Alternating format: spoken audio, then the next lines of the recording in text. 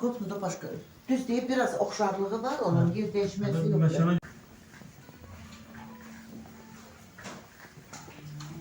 Kinematografın əsas sütunlarından biri olan operatorluq sənətinə həsr edirik bu dəfəki Qırmızı Xalını və müasir kinonun istedadlı təsvir müəlliflərindən biri olan Emanuel Lubetski yaradıcılığı bu dəfəki Qırmızı Xalda. Odur ki, bizi izləməyi unutmayın. Çok kesme. Alfonso Cuarón Harry Potter layihəsinə fokuslanmışdı, onun çəkilişlərinə başlamışdı. Emanuel Lubetski isə dünya şöhrətli idmançı Məhəmməd Əlinin həyatından bəhs edən dramın çəkilişlərinə yollanır.